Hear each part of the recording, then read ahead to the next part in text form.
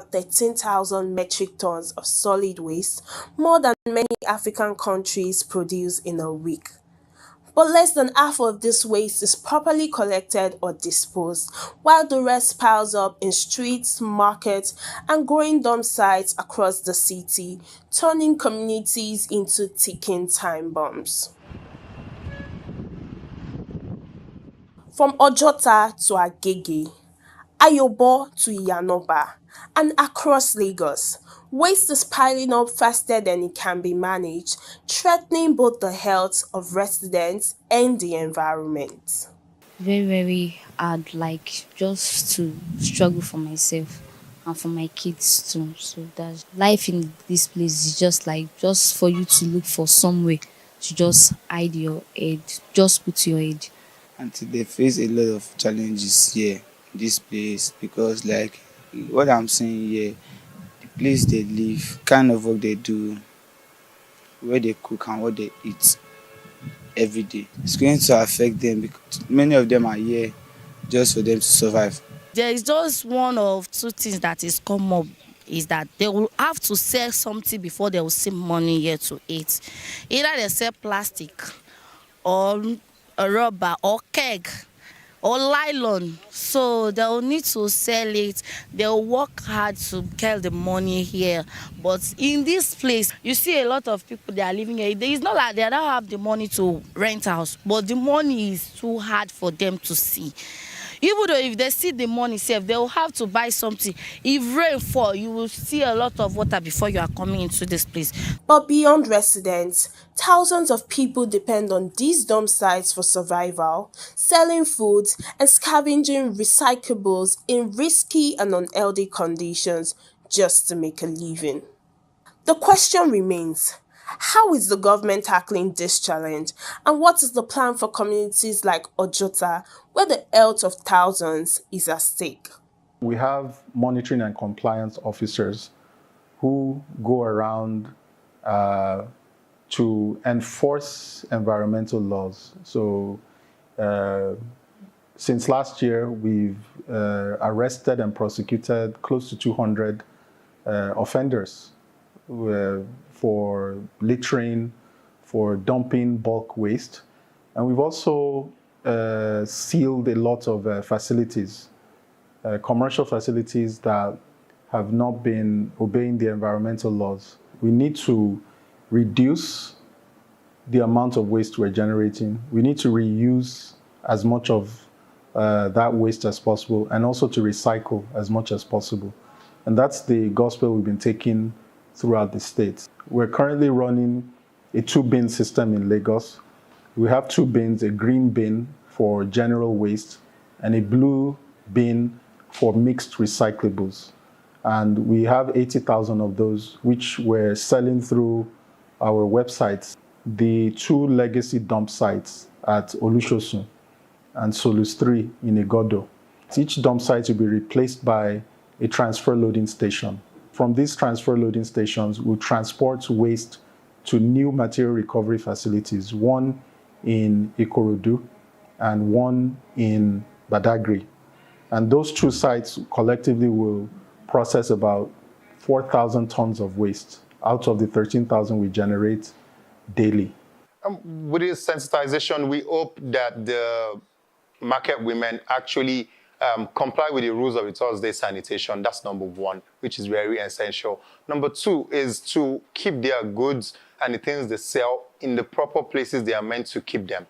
Trade in the proper places they are meant to trade. Don't trade on the walkway. Abide by the rules. Leave the amount of meters that's left to be on the road for cars and vehicles to, to move around.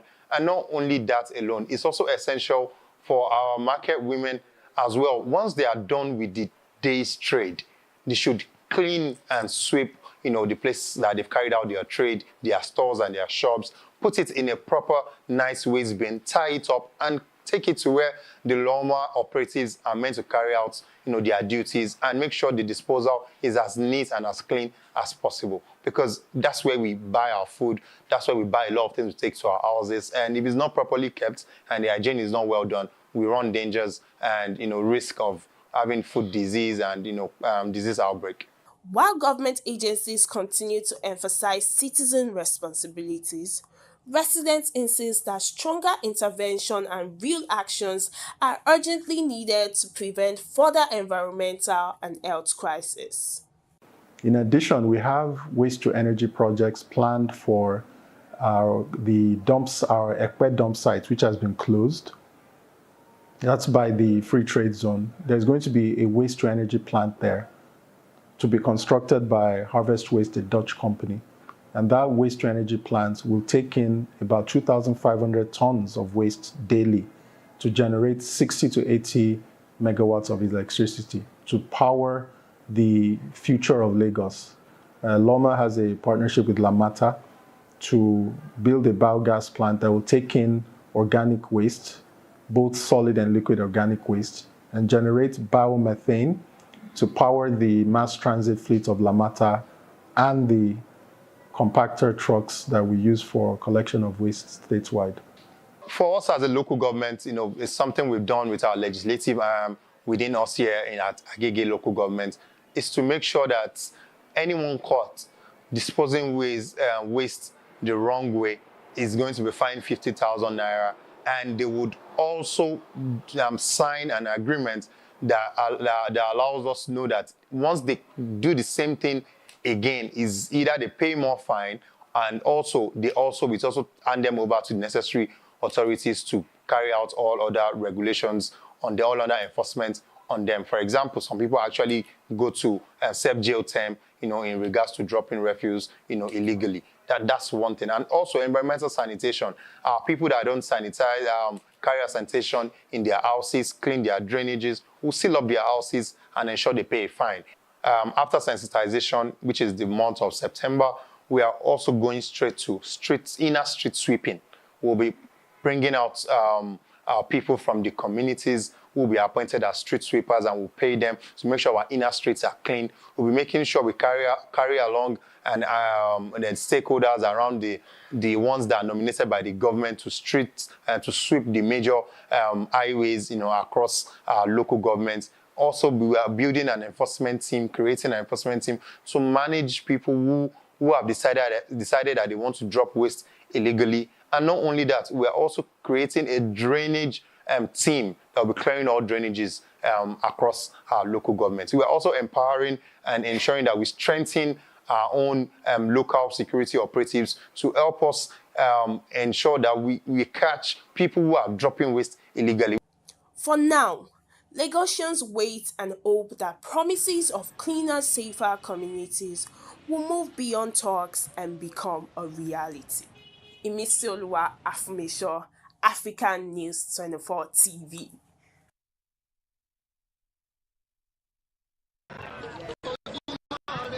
Every morning, we wake up to breaking news that breaks something inside us.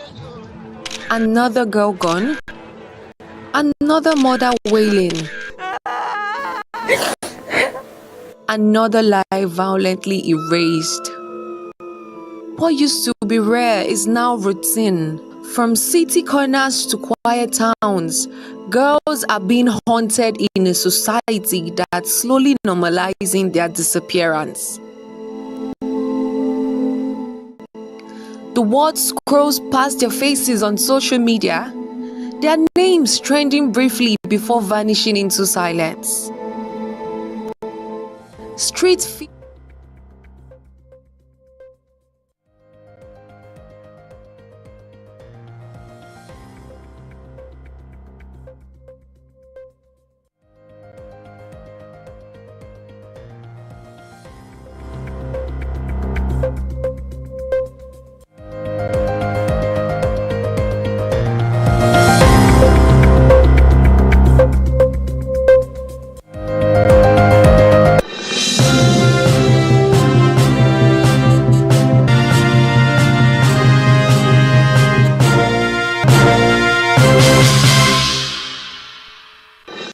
Welcome to African News 24 TV. I'm Mary Adam, and it's great to have you with us as we dive into the biggest stories shaping the day. Let's begin with the report of yet another attack by gunmen on KWARA State again. This time, the gunmen, during a violent raid, abducted at least 11 residents, 7 of them reportedly from the same family.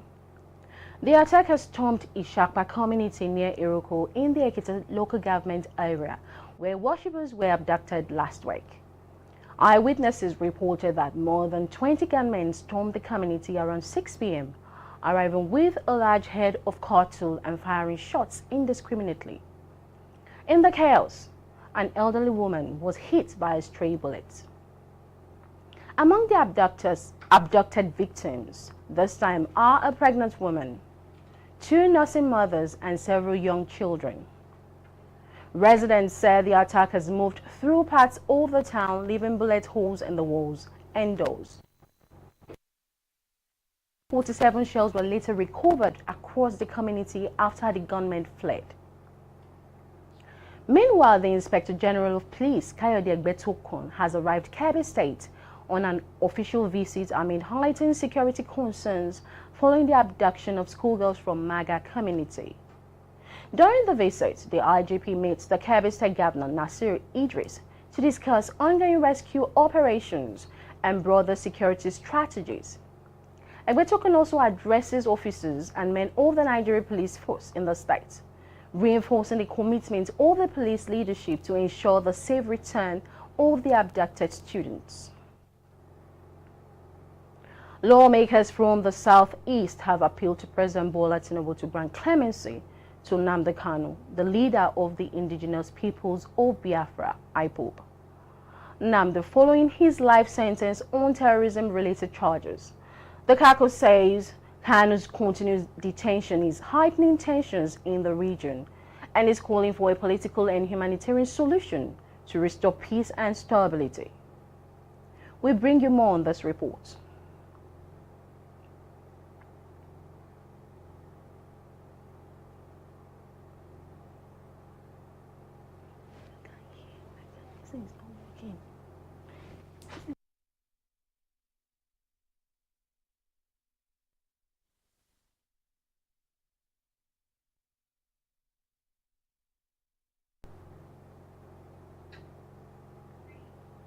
From southeast to the southwest, governors of the southwest region have announced measures to strengthen security and prevent terrorists from infiltrating the zone.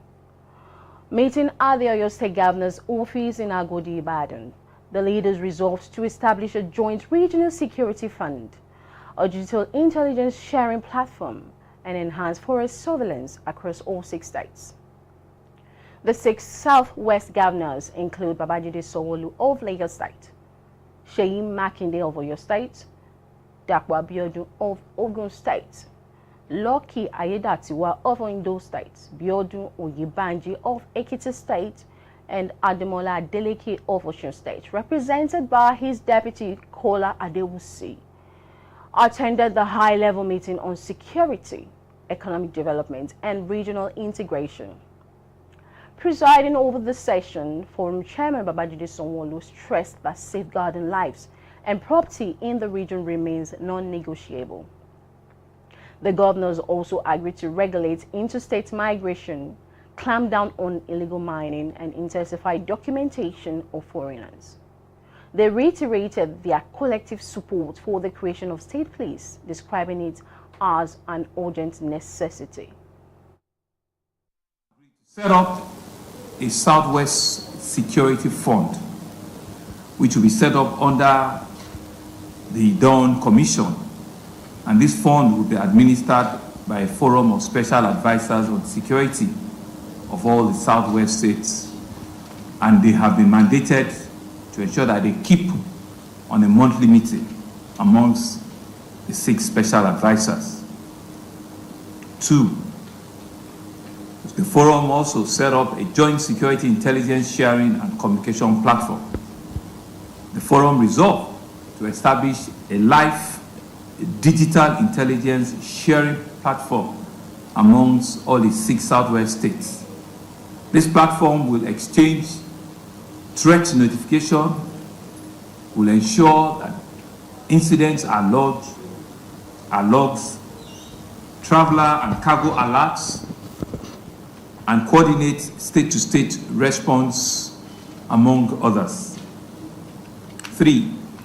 Forest surveillance. The forum commends the effort of the Nigerian Security and Civil Defense Corps. The forum commends the effort of our hunters, Amoteku members, and all other security agencies. Thereafter, the forum calls on the federal government to note the urgent need for enhanced forest surveillance across the southwest. Growing insecurity in northern Nigeria has forced the federal government to shut down unity schools, following a surge in targeted attacks on learning institutions. The move comes amid mounting concern that classrooms have increasingly become soft targets for armed groups. The closure has triggered a wave of withdrawals as parents evacuate their children, heightening fears of deeper disruption to academic activities. While authorities describe the measure as precautionary, communities warn that prolonged shutdowns could further undermine the future of thousands of young learners across the region. We have more in this report. The federal government has ordered the shutdown of unity schools across several northern states following renewed insecurity and recurring mass adoptions. The directive comes amid rising fears after years of school kidnappings, including the Chibok and Dabik incidents, as well as more recent attacks in KEBBI, Niger, and Katsina. A visit to the affected school shows classrooms deserted as parents evacuate their children, while some state governments have also closed primary and secondary schools over safety concerns. Parent and education advocates warn that although the closure may prevent further attacks, they risk deepening learning disruption and exposing young people to social risk at home. Stakeholders are urging government authority to declare a state of emergency on school safety and implement stronger protection measures. With no confirmed reopening date, thousands of students remain uncertain about their academic future as insecurity continues to reshape education across northern Nigeria. The Governor of Lagos State, Mr. Babajide Sanwo-Olu, has presented the 2026 Appropriation Bill to the Lagos State House of Assembly, unveiling a total budget size of 4.2 trillion naira tagged the budget of shared prosperity. The proposed fiscal plan projects total revenue of 3.9 trillion naira made up of 3.1 trillion naira in internally generated revenue and 874 billion naira from federal transfers. The state expects to fund the remaining 243.33 billion naira through deficit financing. Governor Sanwo-Olu announced 2.2 trillion naira for capital expenditure, targeting infrastructure upgrades, economic expansion, and improved social services, while recurrent expenditure is set at 2.1 trillion naira to cover personnel costs, overheads, and debt service. The governor also disclosed that Lagos attracted more than 1 trillion naira in new investment commitments in 2025. A development is said underscores growing investor confidence in the state's economic direction and industrial agenda. And in politics, fresh cracks have emerged within the People's Democratic Party as the camps of the Minister of Federal Capital Territory, WIKE, and those loyal to the factional national chairman of PDP, TURAKI, disagreed over the reopening of the party's national secretariat. WIKE's faction has been pushing for the immediate reopening of the secretariat, arguing that the move is necessary to restore normal party operations and strengthen grassroots mobilization ahead of the upcoming elections. His allies insist that the closure has hindered administrative functions and weakened the PDP's visibility in the political space. On the other hand, Turaki's camp has voiced strong opposition, warning that reopening the secretariat without resolving lingering internal disputes could deepen divisions.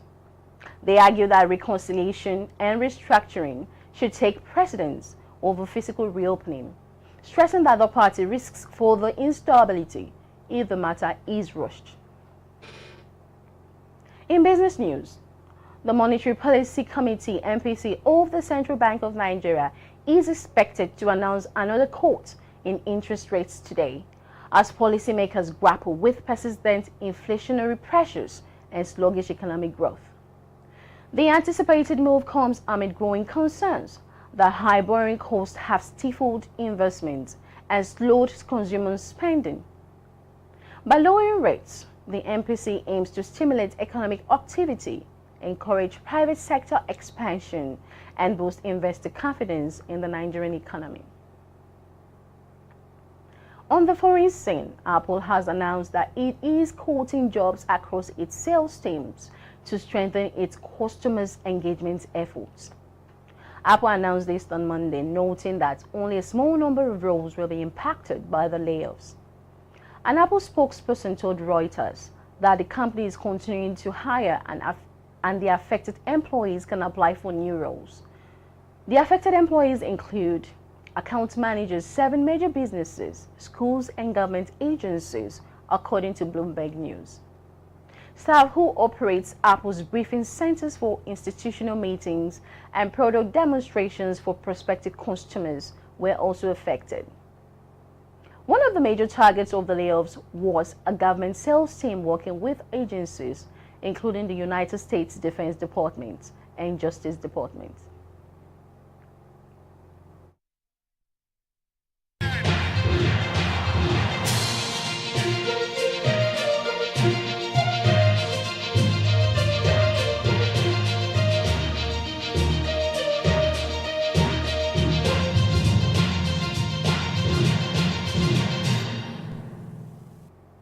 Welcome to sports. Everton have survived an astonishing moment at Old Trafford after Idrissa Gueye was sent off for slapping teammate Michael Keane to beat Manchester United 1-0. The Senegal midfielder Gueye was given his marching orders by referee Tony Harrington in the 13th minute after putting his hand to Kane's face following an angry altercation. Gueye is the first Premier League player to be sent off for fighting with a teammate since 2008. The home crowd anticipated waves of attack, but United failed to take advantage, proving toothless against David Moyes' battling team. Instead, it was a 10-man Everton who seized the initiative, courtesy of a wonderful strike by Kenan Dewsbury Hall in the 29th minute. Dewsbury Hall received the ball midway inside United's half and surged towards goal, beating Bruno Fernandes and Lenin Yoro before bending the ball into the top corner. United, missing injured forwards Benjamin Sesko and Mateus Cunha, huffed and puffed, but could not find an equalizer despite 25 shots on goal to Everton's 3.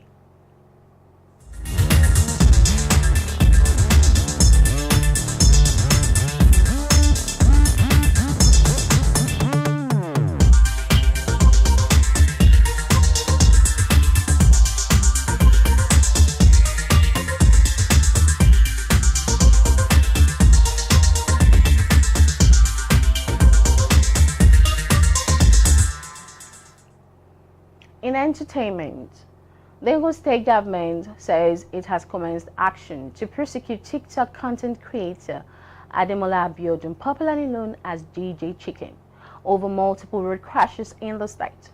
The Ogun State Ministry of Justice made this known in a statement on Monday.